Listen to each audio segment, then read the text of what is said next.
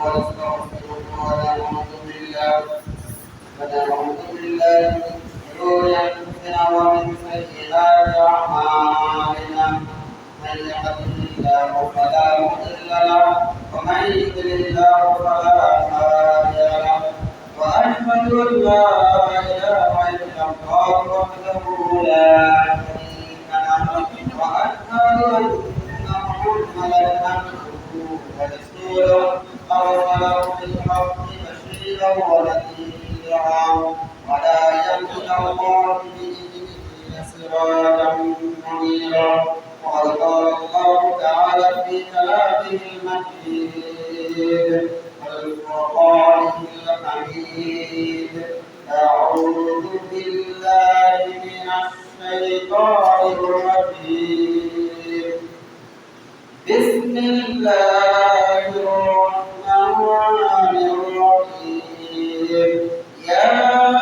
أيها الناس اتقوا ربكم الذي خلقكم من نفس واحدة وخلق منها زوجها وبث منهما رجالا كثيرا ونساء واتقوا الله الذي تساءلون به والأرحام إن الله كان عليكم رقيبا وقال الله تعالى أعوذ بالله من الشيطان الرجيم قل إن صلاتي ونسكي ومحياي ومماتي لله رب العالمين وقال رسول الله صلى الله عليه وسلم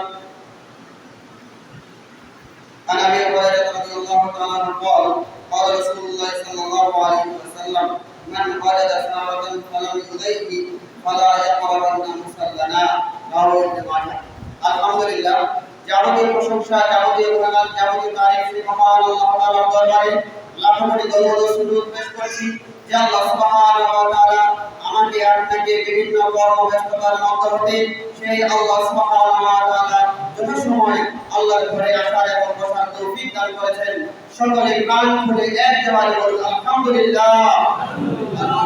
সেই সাথে দরুদ ও সালাম বর্ষিত হোক মানবতার মুক্তির দূত মানবতার মুক্তির দিশায় আহমদ মুহাম্মদ মুস্তাফা সাল্লাল্লাহু আলাইহি ওয়াসাল্লাম। সম্মানিত উপস্থিতি আর পবিত্র দাদাবাড়া মসজিদ নতুন সদর দিনাজপুর, আজকে আপনাদের সামনে খুতবার বিষয় আলোচনার বিষয় যে বিষয় আপনাদের সামনে আলোচনা করব, আলোচনার বিষয় হলো কুরবানির গুরুত্ব ফজিলত ও ইসলাম আসায়। এই বিষয়ে আপনাদের সামনে তত্ত্ববহাল আলোচনা করার চেষ্টা করব। ওমা তৌফিকি ইল্লা বিল্লাহ। সম্মানিত উপস্থিতি, মুসলিম জাহানের জন্য আল্লাহ সুবহানাহু ওয়া তাআলা দুইটা আনন্দের দিন দিয়েছেন। মুসলিম জাহানের জন্য আল্লাহ সুবহানাহু ওয়া তাআলা দুইটি আনন্দের দিন দিয়েছেন। একটি হলো ইয়াউমুল ঈদ, এটা হলো ঈদুল ফিতর, আর অন্যটি হলো ইয়াউমুল আযহা, এটা হলো কুরবানি। কিন্তু এই দুইটা ঈদের পেছনে আপনার আমার জন্য কুরবানি রয়েছে। আমরা যখন দীর্ঘ এক মাস সিয়াম সাধনা করার পরে শারীরিক কুরবানি করার পরে তখন আমাদের যে আনন্দের দিন দিয়েছেন সেটি হলো ঈদুল ফিতর। কারণ শারীরিক কুরবানি আপনি আমি এই রমাদান মাসের এক মাস পূর্ণ সিয়াম রেখে আল্লাহ তাআলাকে ভয় করে যে তার জন্য খাবার দাবার স্ত্রী সহবাস থেকে বিরত থেকে তার স্মরণে ঈদ পালন করে এই জন্য আল্লাহ সুবহানাহু ওয়া তাআলা আমার আপনার জন্য এই শারীরিক কুরবানির মাধ্যমে আল্লাহ সুবহানাহু ওয়া তাআলা যে আনন্দের দিন দিয়েছেন সেটা হলো ঈদুল ফিতর বা সেটা হলো ঈদ। আর দুই নম্বর হলো যে মানুষের জন্য আল্লাহ সুবহানাহু ওয়া তাআলা আরো একটি আনন্দের দিন দিয়েছেন, সেটা হলো ঈদুল আযহা। সেটা হলো মানুষের আর্থিক কুরবানির মাধ্যমে আপনি আমি কুরবানি করি, পশু কুরবানি করি, এই সম্পদ আর্থিক ব্যয় করার পরে যে কুরবানি করা হয় সেই কুরবানির বিনিময়ে যে ঈদ আল্লাহ সুবহানাহু ওয়া তাআলা দিয়েছেন এই ঈদের নাম হলো ঈদুল আযহা। সম্মানিত উপস্থিতি, তাই আসুন আল্লাহ সুবহানাহু ওয়া তাআলা এই কুরবানিটাকে আল্লাহ সুবহানাহু ওয়া তাআলা হজের সাথে সম্পৃক্ত করে দিয়েছেন।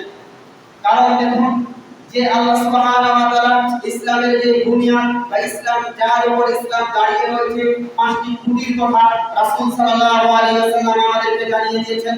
বুখারীর মধ্যে হাদিসটি এসেছে, রাসূল সাল্লাল্লাহু আলাইহি ওয়াসাল্লাম বলেছেন, আন ইবনে উমর রাদিয়াল্লাহু তাআলা قال قال رسول الله صلى الله عليه وسلم بني الإسلام على خمس شهادات أن لا إله إلا الله وأن محمدا عبده ورسوله يقام الصلاة وإيتاء الزكاة والحج وصوم رمضان। আল্লাহ রাসূল সাল্লাল্লাহু আলাইহি ওয়াসাল্লাম বলেছেন যে ইসলামের খুঁটি, ইসলামের স্তম্ভ হলো পাঁচটি। এই পাঁচটির মধ্যে আল্লাহ রাসূল সাল্লাল্লাহু আলাইহি ওয়াসাল্লাম বলেছেন এক নম্বর খুঁটি হলো যে আল্লাহ তাআলা আল্লাহ লা ইলাহা ইল্লাল্লাহ, আল্লাহ ব্যতীত কোনো মাবুদ নেই, মুহাম্মদ সাল্লাল্লাহু আলাইহি সাল্লাম তার বান্দা এবং রাসূল। তারপরে দুই নম্বরে আল্লাহ রাসূল সাল্লাল্লাহু আলাইহি ওয়াসাল্লাম বলেছেন যে সালাত কায়েম করা। তিন নম্বরে আল্লাহ রাসূল সাল্লাল্লাহু আলাইহি ওয়াসাল্লাম বলেছেন যাকাত প্রদান করা। চার নম্বরে আল্লাহ রাসূল সাল্লাল্লাহু আলাইহি ওয়াসাল্লাম বলেছেন হজ করা। পাঁচ নম্বর বলেছেন যে রমাদান মাসে সিয়াম পালন করা। তাহলে এই যে হজ যে করতে হবে, এই ইসলামের যে বেসিক মূল খুঁটি রয়েছে পাঁচটা, তার মধ্যে একটা খুঁটির নাম হলো হজ। এখন দেখুন হজ কারা করবে? যারা হজ করবে তারা হজ করার পরে তারা কুরবানি করবে। কিন্তু আমি আপনি যারা হজে যাইনি তারা কি আমরা সেখান থেকে কি মাহরুম হব? না, আমার আপনার জন্য আল্লাহ সুবহানাহু ওয়া তাআলা একটা ব্যবস্থা করে দিয়েছেন যে যারা মুসাফির, যারা হজ করতে গিয়েছে, হজ করার পরে কুরবানি করবে, এবং যারা মুকিম, যারা বাড়িতে অবস্থান করবে, তাদের জন্য আল্লাহ সুবহানাহু ওয়া তাআলা একটা বিধান দিয়েছেন, তারা পশু কুরবানি করবে। আর এই কুরবানির মাধ্যমে আল্লাহ সুবহানাহু ওয়া তাআলা নৈকট্য অর্জন করবে। সবাই বলুন সুবহানাল্লাহ, সুবহানাল্লাহ। সম্মানিত প্রিয় উপস্থিতি, তাই আসুন যে আল্লাহ সুবহানাহু ওয়া তাআলা সমস্ত কিছু আমাদেরকে আল্লাহ সুবহানাহু ওয়া তাআলা দিয়েছেন, ধন সম্পদ জীবন মৃত্যু মরণ সকলের মালিক আল্লাহ সুবহানাহু ওয়া তাআলা। আজকে আপনি বলতে পারেন যে আল্লাহ সুবহানাহু ওয়া তাআলা এই জমি দিয়েছেন, এই জমিন আমার জমি নয়, এই সম্পদ দিয়েছেন, এই সম্পদ আমার নয়। প্রত্যেকটা জিনিস এর মালিক আল্লাহ সুবহানাহু ওয়া তাআলা। আল্লাহ বলেন তাবারাকাল্লাযী বিয়াদিহিল মুলক ওয়া হুয়া আলা কুল্লি শাইইন কাদির। আল্লাহ সুবহানাহু ওয়া তাআলা সমস্ত কিছুর এই রাজত্বের মালিক আল্লাহ সুবহানাহু ওয়া তাআলা। আমাকে আপনাকে আল্লাহ তাআলা এই দুনিয়াতে পাঠিয়েছেন পরিচর্যাকারী হিসেবে। আমার দাদা যখন এসেছে তার সম্পদে সে এই জমি পরিচর্যা করে ফসল ফলিয়েছে। যখন আমার বাবা এসেছে এই জমি পরিচর্যা করে সে সম্পদ ফলিয়েছে। যখন আমি এসেছি আমিও পরিচর্যা করে তার মধ্যে আমি সেখান থেকে রিজিককে অন্বেষণ করে এসেছি। তাহলে মূল কথা যেটা দাঁড়ালো, আমি আপনি এই সম্পদের মালিক না, একমাত্র মালিক আল্লাহ সুবহানাহু ওয়া তাআলা। আমাকে আপনাদের সবাইকে আল্লাহ সুবহানাহু ওয়া তাআলা এই পৃথিবীতে পাঠিয়েছেন পরিচর্যাকারী হিসেবে। যতদিন বেঁচে থাকবো পরিচর্যা করব এই সম্পদ আল্লাহ সুবহানাহু ওয়া তাআলার মালিক। আমাকে আপনাকে পরিচর্যা করার জন্য আল্লাহ তাআলা পাঠিয়েছেন, পরিচর্যার ফলে আল্লাহ তাআলা রিজিক দিবেন। সবাই বলুন সুবহানাল্লাহ। এই কথাই ইব্রাহিম আলাইহিস সালাম তিনি প্রমাণ করে দিচ্ছেন। আল্লাহ সুবহানাহু ওয়া তাআলার কাছে বলছেন, ইব্রাহিম আলাইহিস সালাম বলছেন, দেখুন আল্লাহ বলছেন قل إن صلاتي ونسكي ومحياي ومماتي لله رب العالمين।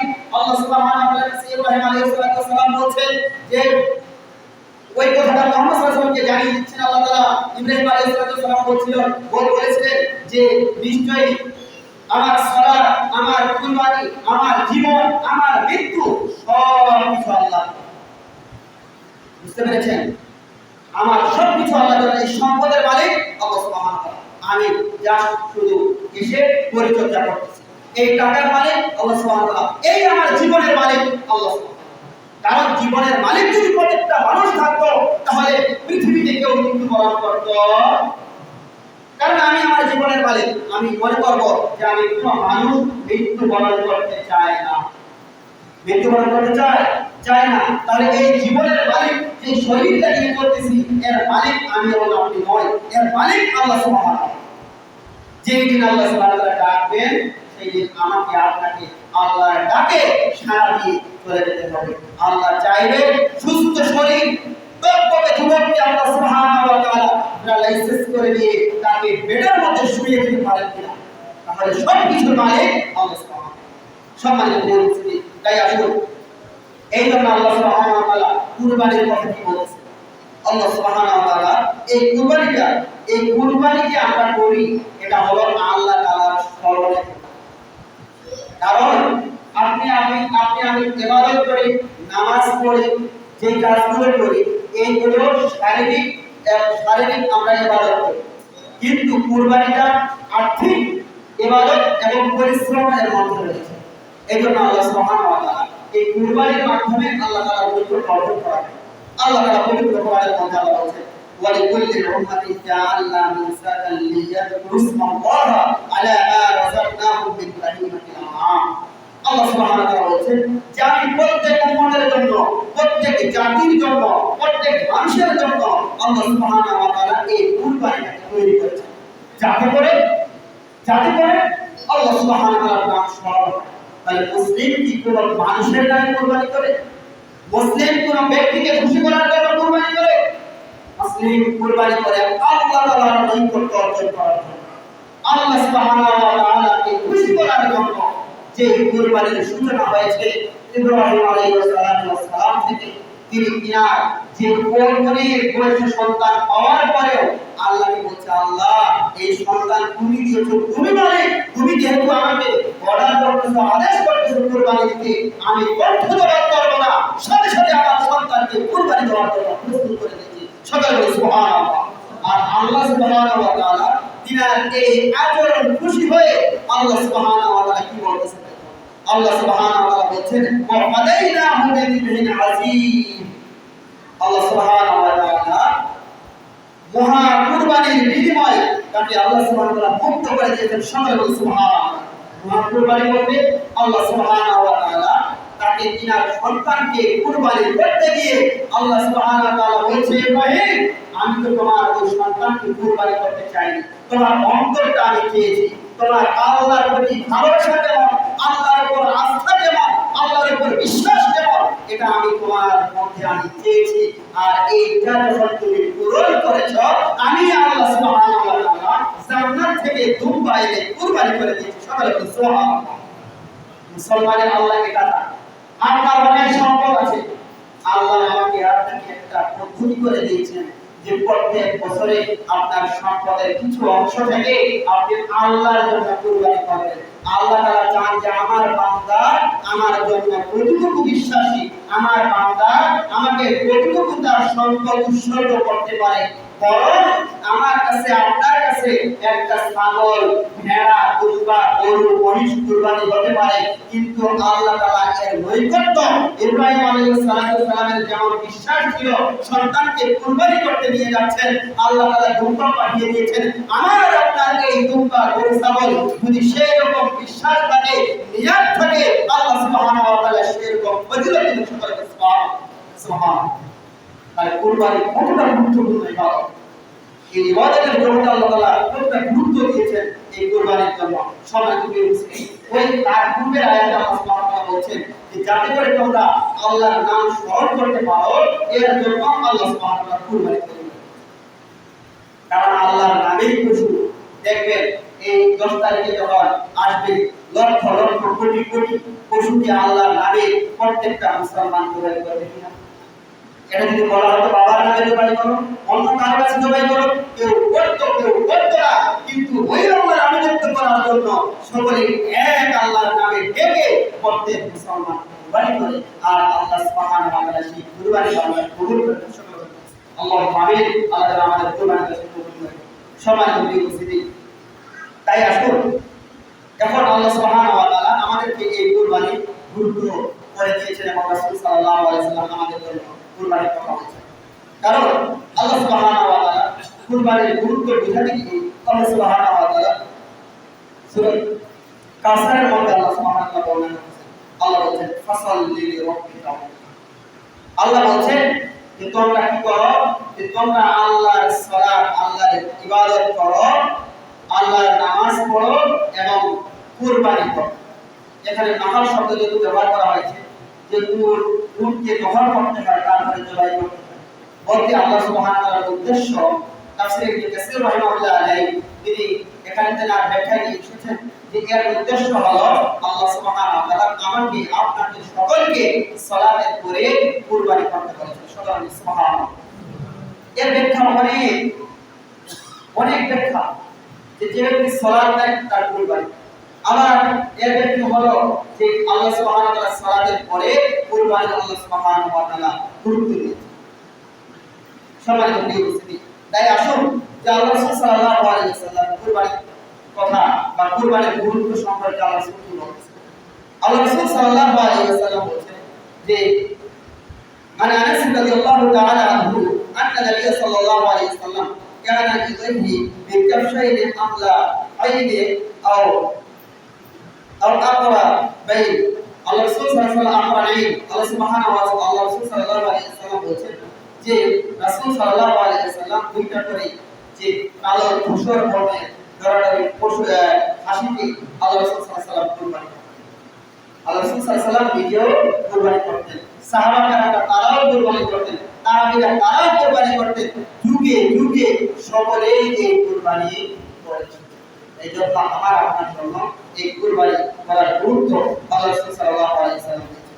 শুধু তাই নয়, এই কুরবানির গুরুত্ব বুঝে দেখি আল্লাহ রাসূল সাল্লাল্লাহু আলাইহি ওয়াসাল্লাম আরো উল্লেখ করেন। আল্লাহ রাসূল সাল্লাল্লাহু আলাইহি ওয়াসাল্লাম বলেন, ইয়া আইয়ুহান নাস, ওহে লোকসকল, আলা কুল্লি আহলি বাইতিন ফি কুল্লি আমিন তুসিয়া। আল্লাহ রাসূল সাল্লাল্লাহু আলাইহি ওয়াসাল্লাম বলেন যে ওহে লোকসকল, তোমাদের প্রত্যেক পরিবারের জন্য আহলে বাইতের জন্য প্রতি বছরে কুরবানি করার কথা হবে। প্রত্যেকটা পরিবারের জন্য আল্লাহ রাসূল সাল্লাল্লাহু আলাইহি ওয়াসাল্লাম জানিয়ে দিয়েছেন যে প্রত্যেক বছরে কুরবানির কথা আল্লাহ রাসূল সাল্লাল্লাহু আলাইহি ওয়াসাল্লাম করতে বলেছেন। তাহলে দেখুন উল্লেখিত হাদিস দ্বারা যে বোঝা যায় যে কুরবানি যে আমাদের জন্য ওয়াজিব। যে আরো কিছু হাদিসের গুরুত্বের সম্পর্কে বোঝা যায় ওয়াজিব। তবে বিদ্যানগণ আলেমগণ বলেছেন যে কেউ বলছেন যে কুরবানি করাটা ওয়াজিব, আর কেউ বলতেছেন যে কুরবানি করাটা আমাদের সুন্নাতের মধ্যে একটা গুরুত্বপূর্ণ সুন্নাহ। এই জন্য আল্লাহ রাসূল সাল্লাল্লাহু আলাইহি ওয়াসাল্লাম আরো কথা বলছেন বা আল্লাহ রাসূল সাল্লাল্লাহু আলাইহি ওয়াসাল্লামের আমল দেখা যায়। কারণ রাসূল সাল্লাল্লাহু আলাইহি ওয়াসাল্লাম বলেছেন এই কুরবানির সম্পর্কে, এই কুরবানির যে গুরুত্ব সম্পর্কে, কারণ দেখুন যে যদি এটা গুরুত্ব না থাকতো তাহলে আল্লাহ রাসূল সাল্লাল্লাহু আলাইহি ওয়াসাল্লাম ছেড়ে দিতেন মাঝে মধ্যে। কিন্তু আল্লাহ রাসূল সাল্লাল্লাহু আলাইহি ওয়াসাল্লাম বলেছেন যে আন ইবনে উমর রাদিয়াল্লাহু তাআলা আনহু قال اقام النبي صلى الله عليه وسلم بالمدينه 10 سنين উদাইহি। আল্লাহ রাসূল সাল্লাল্লাহু আলাইহি ওয়াসাল্লাম তিরমিজির মধ্যে হাদিস এসেছে, আল্লাহ রাসূল সাল্লাল্লাহু আলাইহি ওয়াসাল্লাম তিনি করতেন মদিনায় যখন অবস্থান করেন দীর্ঘ 10 বছর আল্লাহ রাসূল সাল্লাল্লাহু আলাইহি ওয়াসাল্লাম কুরবানি করেছেন। সুবহানাল্লাহ। আল্লাহ রাসূল সাল্লাল্লাহু আলাইহি ওয়াসাল্লাম প্রতি বছরই তিনি কুরবানি করেছেন। তাহলে আমার আপনার জন্য অবশ্যই এই হাদিসের ভিত্তিতে যারা বিদ্যানগণ রয়েছে, আলেমগণ রয়েছে, তারা বলছেন যে এই কুরবানিটা ওয়াজিব। আবার কিছু কিছু বলতেছেন যে এটা তাদের জন্য ওয়াজিব। এই পরের হাদিস তারা স্পষ্ট করতেছেন। পরের হাদিসে আল্লাহ রাসূল সাল্লাল্লাহু আলাইহি ওয়াসাল্লাম বলেছেন যে আন আবি হুরায়রা রাদিয়াল্লাহু তাআলা আনহু قال رسول الله صلى الله عليه وسلم من ولد ساعة فلم يضيف فلا يقربن مصلى। এটা ইবনে মাজার মধ্যে হাদিস এসেছে, আল্লাহ রাসূল সাল্লাল্লাহু আলাইহি ওয়াসাল্লাম বলেছেন যে ব্যক্তির সম্পদ, যে ব্যক্তির টাকা পয়সা রয়েছে, অর্থ করে দিয়েছে, ফলে কিন্তু সে কি করেনি, সে কুরবানি করে। তখন বলছেন সে ব্যক্তি যেন ঈদগাহে না যায়, সে যেন উপস্থিত আমাদের ঈদগাহে সে যেন উপস্থিত না হয়। তাহলে বোঝা যাচ্ছে যাদের সম্পদ রয়েছে, অর্থকড়ি রয়েছে, কুরবানি দেওয়ার মতো যোগ্যতা রয়েছে, আল্লাহ রাসূল সাল্লাল্লাহু আলাইহি ওয়াসাল্লাম কতটা নেককার জন্য কথা বলেছেন। আল্লাহ রাসূল সাল্লাল্লাহু আলাইহি ওয়াসাল্লাম কতটা তাকে ধিক্কার দিয়েছেন যে সে ব্যক্তি যেন কুরবানিতে, কুরবানির ঈদের সালাতে সে যেন উপস্থিত না হয়। সবাই জানেন এজন্য আল্লাহ রাসূল সাল্লাল্লাহু আলাইহি ওয়াসাল্লাম এই কুরবানির গুরুত্ব দিয়েছেন। এজন্য ওলামায়ে কেরাম বলছেন যে যাদের সামর্থ্য রয়েছে, যাদের সম্পদ এতটুকু রয়েছে যে কুরবানি করার মতো সামর্থ্য রয়েছে, অর্থকড়ি রয়েছে, যার নেই, যারা কুরবানি দিবে সেখান থেকে তাকে আল্লাহ সুবহানাহু ওয়া তাআলা অংশ দিয়ে দিয়েছে। কিন্তু যাদের সম্পদ আছে কুরবানি দেওয়ার মতো, সে যেন এই আমল থেকে পিছপা না হয়, সে যেন এই আমলটা বাস্তবায়ন করে। সম্মানিত প্রিয় উপস্থিতি, কারণ কেন আল্লাহ সুবহানাহু ওয়া তাআলা আমার আপনার জন্য এই যে কুরবানি, আল্লাহ সুবহানাহু ওয়া তাআলা আমার আপনার জন্য কুরবানিটা কতটা গুরুত্বপূর্ণ দেখেন। আল্লাহ সুবহানাহু ওয়া তাআলা বলেছেন লা ইয়ানালুল্লাহু লুহুমুহা ওয়ালা দিমাউহা ওয়ালাকিন ইয়ানালুহু তাকওয়া। আল্লাহ সুবহানাহু ওয়া তাআলা বলেছেন তোমরা যে কুরবানিগুলো করো, আগের কুরবানি বর্তমানে কুরবানি কিন্তু ডিফারেন্ট, মানে অনেকটা ভিন্ন কিনা। আগে কুরবানি করা হতো আল্লাহর নামে দেওয়া হতো, আল্লাহ সুবহানাহু ওয়া তাআলা সরাসরি তুলে দিতেন, সেখানে মানুষের কোনো উপকার ছিল না। কিন্তু উম্মতে মুহাম্মাদের জন্য আল্লাহ সুবহানাহু ওয়া তাআলা মানে কতটা সহজ করে দিয়েছেন। আল্লাহ সুবহানাহু ওয়া তাআলা বলছেন যে বান্দা এই যে কুরবানি করবে, আল্লাহর রাস্তায় করে আসবে, সেটা যদি গ্রহণযোগ্য না হয় তাহলে সমাজের মধ্যে ওই লোককে মানুষ খারাপ চোখে দেখতে পারে, ওই লোককে মানুষ খারাপ কথা বলতে পারে, আবার ওইখান থেকে তুমি কোনো কিছু উপকার পাচ্ছ না সেটা জ্বালিয়ে দেওয়া হচ্ছে। কিন্তু না, এটা আমার আপনার জন্য কল্যাণের জন্য আল্লাহ সুবহানাহু ওয়া তাআলা আরো কতটা সহজ করে দিয়েছেন। আল্লাহ সুবহানাহু ওয়া তাআলা বলছেন যে তোমাদের মধ্যে হতে যে কুরবানির গোশত এবং তোমাদের জন্য তার গোশত এবং মাংস কোনো কিছু যায় না, রক্ত এবং গোশত কোনো কিছু আল্লাহ তাআলার কাছে পৌঁছে না। আমি আপনি যে পশুকে জবাই করি ওই পশুর রক্তটা জমিনে ছড়িয়ে থাকে কিনা, ওই পশুর গোশতটা আমার আপনার জন্য জমিনে থেকে থাকে। কারণ আগের যুগে যারা কুরবানি করত, জাহেলিয়া যুগে যারা কুরবানি করত, তারা জবাই করে ওই রক্তটাকে কাবা ঘরের দেওয়ালে লাগিয়ে। কিন্তু কোথায় আল্লাহ সুবহানাহু ওয়া তাআলা বলছেন তোমরা যে কুরবানি করো এটা জমিনে থেকে যায়, তোমরা যে গোশত খাও, যেই গোশতটা খাও সেটা তোমরাই বন্টন করে খাও। আল্লাহ সুবহানাহু ওয়া তাআলা কোনো কিছু দেন না। আল্লাহ বলছেন আমি তোমার মধ্য হতে তাকওয়া খোদাভীতি কতটুকু রয়েছে, আল্লাহ ভীতি কতটুকু রয়েছে এটা আল্লাহ তাআলা। তাহলে মূল কথা হলো কুরবানিটা আল্লাহ সুবহানাহু ওয়া তাআলার উদ্দেশ্যে করতে হবে আর আল্লাহ তাআলাকে খুশি করার জন্য করতে হবে। কেউ যদি মনে করে কুরবানি আমার জন্য করতেছি, তাহলে এই কুরবানি আমার আপনার জন্য আল্লাহ তাআলার গ্রহণযোগ্য নয়। যদি আমি আপনি কুরবানি করি আল্লাহ তাআলাকে খুশি করার জন্য, তাহলে এই কুরবানি আল্লাহ তাআলার কাছে গ্রহণযোগ্য হবে। কারণ আল্লাহ তাআলার কাছে তাকওয়া আল্লাহ সুবহানাহু ওয়া তাআলার কাছে পৌঁছে। আপনার অন্তরে কি আছে, এই জন্য আপনাকে পৃথিবীর মানুষের খুশি, পৃথিবীর মানুষের আনন্দ আমাকে আপনাকে খুঁজতে হবে না, খুঁজতে হবে আল্লাহ তাআলার খুশি পাওয়ার জন্য, আল্লাহ তাআলাকে রাজি করার জন্য আমাকে আপনাকে কুরবানি করতে হবে। তাহলে কুরবানি কতটা সেনসিটিভ আল্লাহ তাআলা বোঝাচ্ছেন যে বান্দা তোমাকে আমি একটা হক দিয়েছি, কুরবানি করো। এই কুরবানি থেকে তুমি তোমাকে দায়িত্ব আমি দিয়েছি, তুমি কতটা দায়িত্বের সম্পর্কে কতটা তুমি দায়িত্ব সম্পর্কে কতটা বাস্তবায়নকারী এটা আমাকে আল্লাহ শিখাচ্ছেন। কুরবানি আপনার বস্তু, আপনার প্রাণী, আপনাকেই জবাই করতে হবে, আপনাকেই বন্টন করতে হবে। এর ভিতর কতটুকু রিয়া আছে, কতটুকু আল্লাহ ভীতি আছে। যদি রিয়া হয় এর ফজিলত নেই, শুধু গোশত খাওয়াই হবে। যদি এটা আল্লাহ ভীতি হয়, আল্লাহর কল্যাণের জন্য হয়, তাহলে এর ফজিলত কি আল্লাহ সুবহানাহু ওয়া তাআলা পরকালে আপনাকে দেবেন। হাদিসটা জয়ীফ, কেউ কেউ বলেন হাসান পর্যায়ে। কারণ দেখুন এর ফজিলতগুলো আমরা পরে আসতেছি যে এই ফজিলত হলো কি আল্লাহ সুবহানাহু ওয়া তাআলার উদ্দেশ্যে এটা করা হয়। আর কিয়ামতের দিনে আল্লাহ সুবহানাহু ওয়া তাআলা প্রত্যেকটা লোক ফুলের পরিমাণ আল্লাহ সুবহানাহু ওয়া তাআলা তাকে নেকি দিয়ে দিবেন।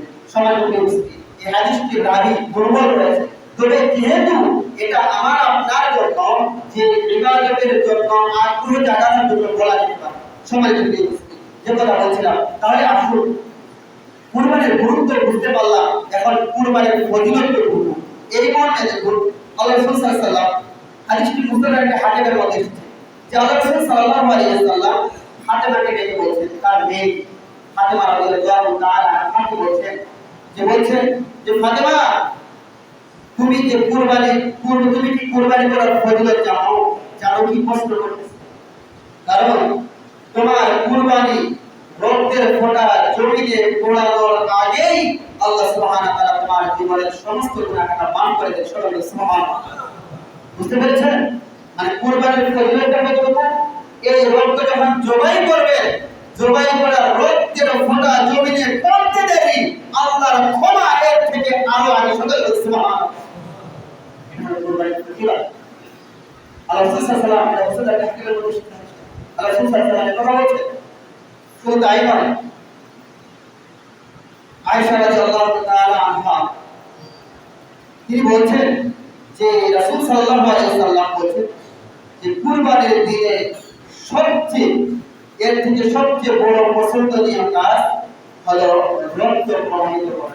সুবহানাল্লাহ। কারণ আল্লাহ সুবহানাহু ওয়া তাআলা এটা দেখেন যে এই বান্দারা আমার জমিনে কাউকে ভয় না করে আল্লাহর খুশির জন্য যে আল্লাহকে তারা চোখ দিয়ে দেখে যে আল্লাহকে তারা কোনো কিছু করেনি, ওই আল্লাহকে চোখ দিয়ে না দেখার পরেও ওই আল্লাহ তাআলাকে ভয় করে আল্লাহর নামে পশু জবাই করে, আর এটার জন্য আল্লাহ সুবহানাহু ওয়া তাআলা সবচেয়ে বেশি খুশি। এটা হলো কুরবানি, এটা হলো কুরবানির ফজিলত। সম্মানিত উপস্থিতি, এখন দেখো, এখন কিছু কথা বলে কুরবানি কারটা গ্রহণ হবে, কারটা হবে না। কুরবানি অবশ্যই একটা সিস্টেম রয়েছে, ঠিক না? একটা শর্ত রয়েছে, এই শর্ত অনুযায়ী যদি পড়ে তাহলে আপনার আমার কুরবানি হবে, যদি শর্তের বাইরে পড়ে তাহলে কুরবানি আলাদা গ্রহণ করতে হবে। এক নম্বর, কুরবানি করতে হলে আমার আপনার এটা মূল বিষয় হলো, সেটা হলো নিয়ত ঠিক থাকতে হবে। কারণ ইমাম বুখারী রাহিমাহুল্লাহ সবার আগে নিয়তকে প্রাধান্য দিয়েছে, কারণ এই নিয়তের উপরে আল্লাহ তাআলা প্রতিদান দিবেন। আল্লাহ রাসূল সাল্লাল্লাহু আলাইহি ওয়াসাল্লাম বলেছেন, কোন ব্যক্তি যদি ভালো কাজের নিয়ত করলো কিন্তু কাজ শুরু করেনি, আল্লাহ সুবহানাহু ওয়া তাআলা তার ফজিলত দান করেন। সুবহানাল্লাহ। কোন ব্যক্তি খারাপ কাজের নিয়ত করেছে, বাস্তবায়ন করেনি যতক্ষণ পর্যন্ত, তার জন্য তার পাপ লেখা হয় না। তাহলে দেখুন, আপনি যদি ভালো কাজের নিয়ত করেন বা আপনি কুরবানি করেন, কার জন্য করছেন? আল্লাহর খুশির জন্য, বান্দার খুশির জন্য, পরিবারের খুশির জন্য, সমাজে চলার জন্য, এটা আল্লাহ সুবহানাহু ওয়া তাআলা জানেন এবং আপনি জানেন। আমার মাঝে আর আল্লাহর মাঝে এটা কেউ জানে না, আপনার মাঝে আল্লাহর মাঝে কেউ জানে না। এই নিয়ত যদি ঠিক থাকে, কারণ আল্লাহ রাসূল সাল্লাল্লাহু আলাইহি ওয়াসাল্লাম বলেছেন, ইন্নামাল আমালু বিন্নিয়াত, প্রত্যেকটা কাজ নিয়তের উপর নির্ভরশীল। আপনার আমার যদি নিয়ত ঠিক থাকে, তাহলে এই যে কুরবানির ফজিলতের কথা বললাম, পরিপূর্ণ ফজিলত আল্লাহ সুবহানাহু ওয়া তাআলা দিয়ে দিবেন।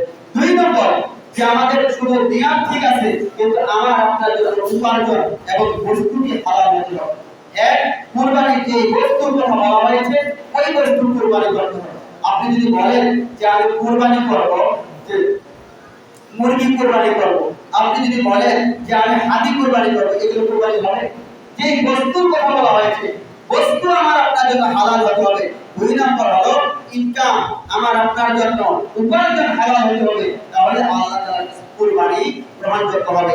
তিন, যেটা বলা হচ্ছে শরীয়ত সম্মত হতে হবে। যদি আপনি মনে করেন যে কুরবানির পশু কিনে আজকেই জবাই করে দিবেন, কুরবানি হবে না। কারণ রাসূল সাল্লাল্লাহু আলাইহি ওয়াসাল্লাম, এক ব্যক্তি বলেন, ইয়া রাসূলুল্লাহ, সে নামাজ শেষ করে না সে কুরবানির গোশত খাচ্ছে। এই তখন রাসূল সাল্লাল্লাহু আলাইহি ওয়াসাল্লাম তাকে জিজ্ঞাসা করছে যে তুমি কুরবানির গোশত যে খাচ্ছ সালাতের আগের ঘটনা। তখন বলছে, ইয়া রাসূলুল্লাহ, আমি কুরবানি আগেই করে ফেলেছি, তারপরে সে গোশত খেয়ে সালাতের জন্য প্রস্তুতি নিচ্ছে বা যাচ্ছে, এইরকম একটা পরিস্থিতি। আল্লাহ রাসূল সাল্লাল্লাহু আলাইহি ওয়াসাল্লাম তাকে বললেন যে কুরবানির সালাতের আগে কুরবানি করেছো, এই কুরবানি তোমার কুরবানি হয়, তুমি এসে আবার কুরবানি।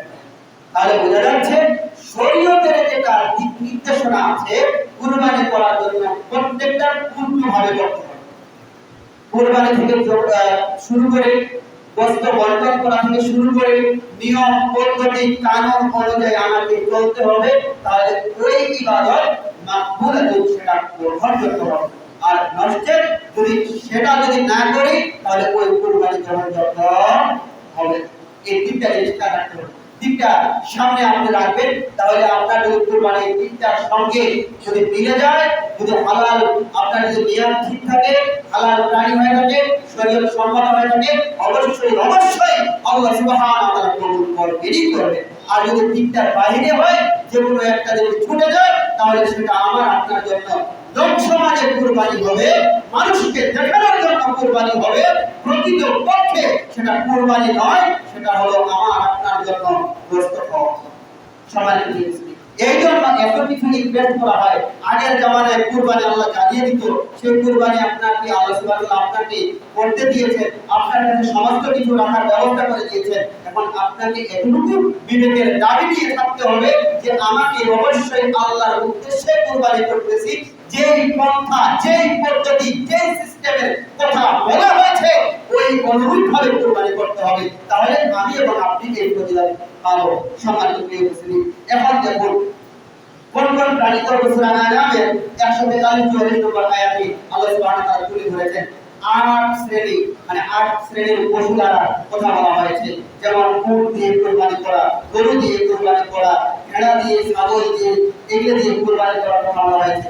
ভেড়া ছাগলের হুকুমে দুর্বার হয়েছে, গরু ছাগলের গরু গরু ছাগলের বিনিময়ে কুরবানি রয়েছে, যে এই যে প্রত্যেকটা জিনিস কুরবানির আপনার কি রয়েছে, সিস্টেম রয়েছে। এই জন্য আমাকে আপনাকে ওই পদ্ধতিতে আমাকে আপনাকে কুরবানি করতে হবে সম্মানিত প্রিয়। তাই আসুন যে ওই প্রাণীগুলো দিয়ে আমাকে আপনাকে কুরবানি করতে হবে। তারপরে আল্লাহ রাসূল সাল্লাল্লাহু আলাইহি ওয়াসাল্লাম বলেছেন যেই কুরবানিটা করবে, কেমন কুরবানি করবে, কি পদ্ধতিতে করবে, কোন বস্তু করবে, তার বস্তু শর্ত কি, এই শর্তগুলো আল্লাহ রাসূল সাল্লাল্লাহু আলাইহি ওয়াসাল্লাম বলে দিয়েছেন। আল্লাহ রাসূল সাল্লাল্লাহু আলাইহি ওয়াসাল্লাম বলেছেন যে যে যে পশুটা কুরবানি করতে হবে তাকে দোষ ত্রুটি থেকে মুক্ত হতে হবে। আল্লাহ রাসূল সাল্লাল্লাহু আলাইহি ওয়াসাল্লাম বলেছেন আরবাউন লা লা তাজুদু আরবাউন লা তাজুদু ফিল আলাহিয়া। আল্লাহ রাসূল সাল্লাল্লাহু আলাইহি ওয়াসাল্লাম বলেছেন চারটা শর্ত ব্যতীত, চারটা শর্ত তার ভিতরে পাওয়া যাবে না। এই চারটা শর্ত যদি পাওয়া যায় তার জন্য কুরবানি বৈধ হবে না, আর চারটা শর্তের বাইরে যদি থাকে তাহলে তার জন্য কুরবানি হবে। আল্লাহ রাসূল সাল্লাল্লাহু আলাইহি ওয়াসাল্লাম বলেছেন এক নম্বর শর্ত হলো যে প্রাণীটা কুরবানি করবে সেই জন্য স্পষ্ট অন্ধ না, এমন অন্ধ বোঝা যায় যে পশুটা যদি অন্ধ হয় তাহলে সেটা হলো ত্রুটিযুক্ত, আর এই ত্রুটিটা আল্লাহর শানে কুরবানি করা হয় না, কারণ এটা তো একটা হাদিয়া, এটাকে হাদিয়া বলা হয়। হাদি বলতে যে কর্মজনের আপনি উপঢৌক যখন পেশ করবেন কাউকে কাউকে আগ্রহ জাগানোর জন্য, কারোর সাথে সম্প্রীতি জড়ানোর জন্য যখন আপনি যখন করবেন, সম্পর্ক করবেন, হাদিয়া পাঠাবেন, তখন সব সময় আপনি আলো বস্তু পাঠাই কিনা, তাহলে এটা তো সাধারণ দুনিয়ার নীতি।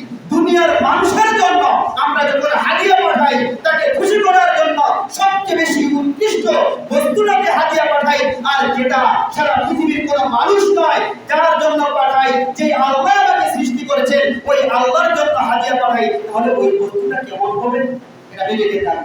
এটা খেয়াল করলে আপনি কেমন বস্তু ক্রয় করবেন এটা আপনাকে ওই কথার উপরে আপনাকে বোঝা যাচ্ছে।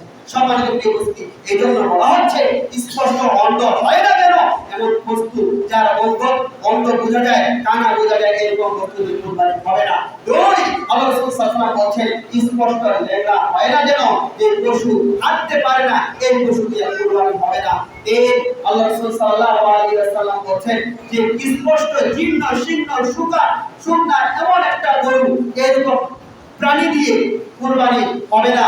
4 নম্বর আল্লাহ রাসূল সাল্লাল্লাহু আলাইহি ওয়াসাল্লাম বলেছেন যে অসুস্থ রুগ্ন যে প্রাণী রয়েছে তাকে বিভিন্ন রোগে আক্রমণ করতে পারে, এই রোগগুলো যদি আক্রমণ করে ওই প্রাণী দিয়ে কুরবানি নিষেধ করেছেন। তারপরে আল্লাহ রাসূল সাল্লাল্লাহু আলাইহি ওয়াসাল্লাম আরো হাদিসগুলো বিশ্লেষণ করলে পাওয়া যায়, আল্লাহ রাসূল সাল্লাল্লাহু আলাইহি ওয়াসাল্লাম বলেছেন তোমরা লেজ, তোমরা কান, তোমরা শিং এইগুলো জিনিস দেখে কুরবানি করতে বলেছেন। কারণ যদি একটা কান কাটা হয় তাহলে তার ত্রুটি কিনা, জমিনেই যে আমরা পৃথিবীতে বসবাস করি মানুষের যে অঙ্গ প্রত্যঙ্গ রয়েছে একটা ত্রুটি বিচ্যুতি হলে আমরা কি জানি স্বাভাবিক মানুষ মনে করি না প্রতিবন্ধী মনে করি? আপনারা জবাব দেন, প্রতিবন্ধী মনে করি কিনা? কেউ কথা বলতে পারে না, সুন্দর মানুষ, সুন্দর চেহারা, টকটকে চেহারা, কিন্তু কথা বলতে পারে না, তাকে আমরা প্রাণ প্রতিবন্ধী বলি। সুন্দর মানুষ, কান আছে, সব আছে, কথা শুনতে পারে না, তাকে আমরা কি বলি? যে তাকে আমরা শ্রবণ প্রতিবন্ধী বলি কিনা? পুরা চেহারা ঠিক আছে, পা ওঠে না, তাকে আমরা বিকলাঙ্গ বা প্রতিবন্ধী বলি। তাহলে অনুরূপ ভাবে আল্লাহ তাআলার জন্য এই যে পশুটাকে ত্রুটিযুক্ত এই পশুকে নিষেধ করতেছেন, কারণ হাদিয়া পাঠাচ্ছেন আল্লাহর জন্য, এটা খেয়াল রাখতে হবে। এইজন্য আল্লাহ সুবহানাহু ওয়া তাআলা বলেন যে এগুলো কান কাটা, লেজ কাটা, তারপরে হলো শিং ভাঙা, স্পষ্ট যে যেগুলো বোঝা যায় এইগুলো অবস্থায় কুরবানি করতে নিষেধ করেছেন। সম্মানিত প্রিয় উপস্থিতি, আরো একটা আল্লাহ রাসূল সাল্লাল্লাহু আলাইহি ওয়াসাল্লাম বলেন এখন কুরবানির বস্তুটা কেমন হবে, কুরবানির বস্তুটার বয়স কেমন হবে, এই কথাটা আল্লাহ রাসূল সাল্লাল্লাহু আলাইহি ওয়াসাল্লাম বলে দিয়েছেন। আল্লাহ রাসূল সাল্লাল্লাহু আলাইহি ওয়াসাল্লাম বলেন লা তাযবাহু, তোমরা জবাই করো না ইল্লা মুসিন্না, কারণ এটা রাসূল সাল্লাল্লাহু আলাইহি ওয়াসাল্লাম জাবের রাদিয়াল্লাহু বলেছেন, তিনি বলেন রাসূল সাল্লাল্লাহু আলাইহি ওয়াসাল্লাম বলেছেন যে তোমরা লা তাযবাহু ইল্লা মুসিন্না, তোমরা কোনো প্রাণী জবাই করো না, তবে যেটা দাঁতওয়ালা প্রাণী এই প্রাণীকে জবাই করতে বলেছেন। সবাই তো প্রিয় উপস্থিতি, তাহলে যে পশুটা আমাকে আপনাকে জবাই করতে হবে, কারণ দাঁত এমন একটা জিনিস মানুষের প্রাপ্ত বয়স্ক হলে দাঁতের সিস্টেম আলাদা তৈরি করে দিয়েছেন, এটা হলো সময়ের হিসাব। দেখবেন যে যেই বাচ্চার দুধের দাঁত পড়ে যায় 7 বছরে কিন্তু তার দাঁত পড়ে যায়, একটা উট তার দুধের দাঁত পড়ে নতুন দাঁত পড়ে যায় 5 বছরে, গরু তার দাঁত পড়ে যায় 2-3 বছরে, 3 বছরে। তারপরে দেখবেন একটা ছাগল 1 বছরে দাঁত বের হয়, কারণ এই দাঁত 6 মাসের প্রাণী গজায় না। পুরো ছাগলের 6 মাসে দাঁত গজায় না, কোন মানুষের 2 বছরে দাঁত গজায়, দাঁত নতুন দাঁত গজিয়ে উঠে না, কারণ এটা আল্লাহ সুবহানাহু ওয়া তাআলা ফিক্স করে দিয়েছেন আর সুন্দর একটা মাপদণ্ড করে দিয়েছেন। এই গরু কোথা থেকে এসেছে, এই প্রাণী কোথা থেকে এসেছে, তোমরা দাঁত দেখে ক্রয় করো, তাহলে স্পষ্ট কথা বুঝতে পারবে। তবে শুধু ভেড়ার ক্ষেত্রে আল্লাহ রাসূল সাল্লাল্লাহু আলাইহি ওয়াসাল্লাম এক সাহাবীকে বলেছিলেন যে সেটা যদি হৃষ্টপুষ্ট হয়, হুষ্টপুষ্ট মোটাকাটা হয়, সেটা যদি 6 মাসেরও হয়, এরকম সময় হয়, তার জন্য বৈধতা দিয়েছেন। এই জন্য ফুকাহা কেরামরা বৃহত্তর স্বার্থে তারা শর্ত তুলে দিয়েছেন। তবে আগে আগে আপনাকে আমাকে খোঁজ করতে হবে দাঁতওয়ালা। যদি না পাই, এমন একটা পরিস্থিতি হয়, যদি কোনো সমস্যা হয়, যদি হৃষ্টপুষ্ট প্রাণী এরকম থাকে যে 6 মাসে সেই 1 বছরে খাবার করতে পারবে, যেহেতু আল্লাহ রাসূল সাল্লাল্লাহু আলাইহি ওয়াসাল্লাম সুযোগ করে দিয়েছেন, তাহলে আমরা ওই সুযোগকে কাজে লাগাতে পারি। নষ্টে ওইটাকে আমাকে আগে গুরুত্ব দিতে হবে, তারপরে এটা। সম্মানিত প্রিয় উপস্থিতি, এখন আরো একটা প্রশ্ন আসে যে আমরা কুরবানি করি, যে আমরা প্রাণী, যদি আপনি ছাগল বকরি দুর্বার কুরবানি করেন, তাহলে এটা তো আপনি একজনেই করতেছেন। এখন আসে উট আর গরু নিয়ে, মহিষ নিয়ে, এই কুরবানি নিয়ে কথা আসে যে আমরা 7 জন মানুষ মিলে করতে পারবো কিনা, এটা নিয়ে অনেক কথা। তাহলে দেখুন আল্লাহ তাআলার কাছে আল্লাহ বলেছে ইন্নাল্লাযীনা আমানু ওয়া আমিলুস সালিহাত, আল্লাহ তাআলার কাছে সব সময় প্রিয় আমল সলিহ আমল আল্লাহ তাআলার কাছে প্রিয়। এই জন্য যদি আল্লাহর নৈকট্য অর্জন করতে চান, তাহলে আপনি যদি ঝামেলা এড়াতে চান, তাহলে আপনার আমার জন্য করণীয় কি? প্রত্যেক ফুকাহা কেরাম কোনো ইখতিলাফ নেই, কোনো কিছু নেই, সকলেই বলেছেন যে প্রত্যেকটা মানুষ একটা প্রাণী জবাই করবে। এখানে কোনো কেউ বলবে না, যদি কেউ বলে যে আমি একটা প্রাণী জবাই করেছি, বাস মাশাআল্লাহ ভালো, কিন্তু এখন আপনি 7 ভাগে করতে যাবেন, যদি আপনার আল্লাহর উদ্দেশ্য হয়, আল্লাহর উদ্দেশ্যে কুরবানি করেন, আপনি এই সম্পদ দিয়েও আপনি প্রাণী একটা ক্রয় করতে পারবেন। কিন্তু যদি আপনি বলেন যে আমি 7 ভাগে দেব, এটা কখন, এটা তারপরে কথা বলা হচ্ছে, কিন্তু এটা বৈধতা রয়েছে, তবে শর্তও আছে। বৈধতা আছে, তবে শর্ত আছে। কেমন শর্ত? আল্লাহ রাসূল সাল্লাল্লাহু আলাইহি ওয়াসাল্লাম বলেন, যাদের রাদিয়াল্লাহু আনহু তিনি বলেন যে হুদাইবিয়া যখন আমরা যাই, তাদের সাথে যখন সন্ধি চুক্তি হয়, তখন আমরা কি করি? কুরবানির পশু জবাই করি। তখন তিনি বলছেন যে আল বাদানিয়াতু আন সাবাতি আল বাকারাতু আন সাবাতি, আমরা কি করি যে 7 জন মিলে একটা উটকে জবাই করি আর 7 জন মিলে একটা গরুকে।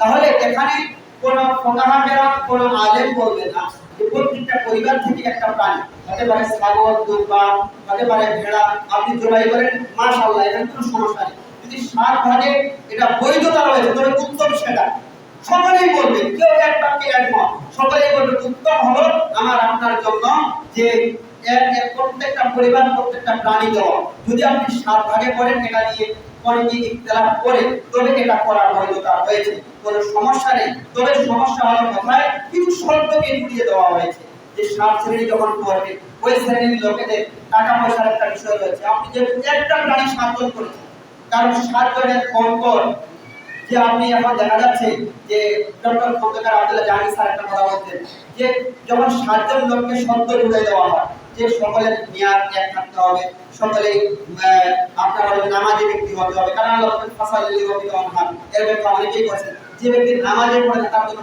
কুরবানি নেই, তাহলে নামাজটা ঠিক থাকতে হবে। এখন দেখা যাচ্ছে 7 শ্রেণীর মধ্যে 7 জন লোকের ভিতরে একজন নামাজ পড়ে, তারপরে দেখা যাচ্ছে যে কোনো না কোনো 7 জনের সঙ্গে মিলে না, যদি মিলে যায় সমস্যা নেই, কিন্তু কোনো যদি ত্রুটি থাকে, তাহলে এটা তার শর্তের ভিতর পড়ে না। এই জন্য একজন ব্যক্তি হঠাৎ করে প্রশ্ন করছে যে আব্দুল জাহাঙ্গীর স্যারকে বলছে যে স্যার, যদি আমরা 7 জন বলছে যে আমরা 7 জন লোকেই কুরবানি করবো, এর ভিতরে আমি বিড়ি সিগারেট খাই, এই জন্য আমাকে গ্রহণ করতে চায় না, তাহলে আমি কি করবো? তাহলে যারা আমরা সিগারেট খাই, বিড়ি খাই, হারাম খাই, সবাই মিলে 7 জন মিলে খেতে পারি, আস্তাগফিরুল্লাহ, তারপর সে পাপ ছাড়বে। বিষয়টা হলো কেমন? 7 জনেই সে দাড়ি চাচা মানুষ বা আর কোনো মানুষ পাপের সাথে জড়িত, বলছে যে আমাদেরকে তো 7 জনের যদি ভালো মানুষের যদি সমস্যা হয়, আমরা 7টা খারাপ মিলে এক জায়গায় করি। বিষয়টা হলো এমন না, আপনাকে আমাকে যার সাথে করতেছি, এই জন্য এই জিনিসটা আমাকে আপনাকে খেয়াল রাখতে হবে। এই জন্য এককভাবে বললে আপনি যেই বাজেটে একটা গরু আপনি বা একটা উটের ভাগার সাথে সম্পৃক্ত হচ্ছেন, যদি আপনি চান আল্লাহর উদ্দেশ্যে, কিন্তু আপনি চাইলে সেটা করতে পারবেন? ওই টাকা ওই বাজেট দিয়ে আল্লাহর উদ্দেশ্যে বলে প্রাণী কুরবানি করতে পারবেন? অবশ্যই পারবেন।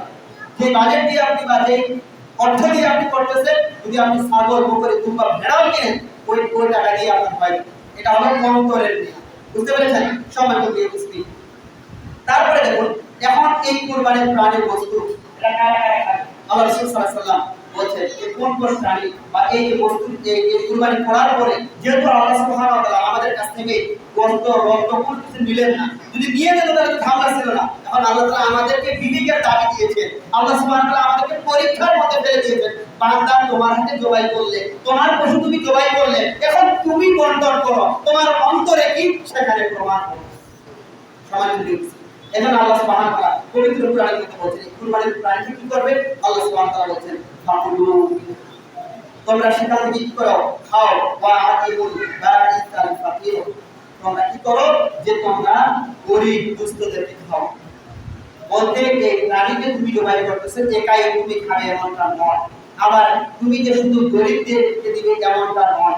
আরো হাদিসের বিবরণে বোঝা যায় যে যাদের সম্পদ রয়েছে, অনেক লোকের অনেক টাকা পয়সা থাকতে পারে, সে অনেক পশু জবাই করতে পারে, সে পুরোটাই দিয়ে দিল, তাদের প্রয়োজন দিল, পুরোটাই দিয়ে দিল বেশিরভাগই। কিন্তু পরে আমাদের জন্য একটা ধরা বাঁধা সিস্টেম, ফোকাহা কেরামরা আমাদের জন্য এই জন্য মাঝে মাঝে দুয়া আসে, যারা বড় বড় বিদ্যান তারা এই মাসলাক বিষয়গুলো আমাদের জন্য সহজ করে দিয়ে গেছেন। সেই মুতাকাব্বির যারা রয়েছে, তারা খুব আমাদের জন্য সহজ করে দিয়েছেন। এই জন্য আমাদেরকে বেঁধে দেওয়া হয়েছে সুন্দর একটা শব্দ, যে তোমরা কি করো? তোমরা জবাই করে পশুর মধ্যে এক অংশ তোমরা খাও, অপর অংশ তোমরা দুস্থ, গরীব, সায়েল ফকিরকে দাও, আরেক অংশ তোমাদের যে আত্মীয় স্বজনের ভিতরে যারা কুরবানি করতে পারেনি তাদেরকে তুমি বন্টন করে দাও। মানে সমাজে কেউ পাবে না এরকম নয়। ইসলামের ইবাদত, ইসলামের কতটা সৌন্দর্য মণ্ডিত, কেউ খাবে, কেউ খাবে না, কেউ গরিব গরিবই থাকবে, কেউ ধনী ধনী হবে। ইসলাম এমনটা নয়। ইসলাম এমন একটা শান্তিপূর্ণ ধর্ম যেখানে মানুষ সকলে সুশীলভাবে চলতে পারে, যেখানে মানুষ সুন্দরভাবে থাকতে পারে, যেখানে দাঙ্গা হাঙ্গামা থেকে বিরত থাকতে পারে। এর নাম হলো ইসলাম। এই জন্য বলছে তোমরা খাও, তোমরা ফকির মিসকিনদেরকে খাওয়াও। তাহলে ফকির মিসকিনদেরকে তাদেরকে ঈদ না, তারা সামর্থ্য নেই, তোমাদের গোশতর হক সেখানে আল্লাহ তাআলা ঢুকে দিয়েছেন। এবং কি তোমাদের পরিবারের মধ্যে, নিকট আত্মীয়র মধ্যে অনেকেই দুস্থ থাকতে পারে, এদের তুমি খবর রাখো, তাদেরকে তুমি দাও। এজন্য ইবনে আব্বাস রাদিয়াল্লাহু তাআলা আনহু বলেন যে রাসূল সাল্লাল্লাহু আলাইহি ওয়াসাল্লাম কুরবানির গোশতকে তিন ভাগ করার কথা স্পষ্ট করে দিয়েছেন। বলছেন যে এক ভাগ হলো নিজের জন্য, এক ভাগ হলো অভাবী সায়ের যারা চায় তাদের জন্য, আর এক ভাগ হলো নিকট আত্মীয় স্বজনের জন্য যারা কুরবানি করেনি। তবে আমরা একটা কাজ করি যে আমরা কুরবানি করছি তাদেরকেও নিকট আত্মীয়কে দিই, যারা করেনি তাদেরকেও দিই। তবে এই দৃষ্টিকোণ থেকে আমরা বলি, আমাদের যেহেতু যারা দেয়নি তাদেরকে দেওয়ার কথা বলা হয়েছে, আমরা আবার দেই, তারাও আবার দেয়, আমাদের একটা কি হয়? আত্মীয়তার সম্পর্ক বন্ধন হয়। এই ক্ষেত্রে আমরা কি পারি? আল্লাহ সুবহানাহু ওয়া তাআলা আমাদেরকে সহজ করে দিন। আল্লাহ সুবহানাহু ওয়া তাআলা আমাদেরকে সবাইকে কুরবানি করার তৌফিক দান করুন। সবাই আল্লাহুম্মা আমিন। আল্লাহ সুবহানাহু ওয়া তাআলা আমাদের সকলের নিয়াতকে খালেস করে, খালেসের বিনিময়ে, এই কুরবানির বিনিময়ে কঠিন নাজাতের দিনে আল্লাহ সুবহানাহু ওয়া তাআলা আমাদেরকে সকলকে মুক্ত করে দিয়ে বিনা হিসেবে জান্নাতে সুবহানাল্লাহ। কারণ আল্লাহ তাআলা কোন আমল পছন্দ নিয়ে হবে আমরা জানি। এই জন্য প্রত্যেকটা আমল করার সময় নিয়ত থাকবেন, আল্লাহ এই আমলটা করতেছি, এই আমলের বিনিময়ে যেন আমি জান্নাত পাই। যদি এই নিয়ত থাকে প্রত্যেকটা কাজ সুন্দর হবে। আপনি সালাত করতেছেন, মনে করেন এই সালাত আমার জীবনের শেষ সালাত।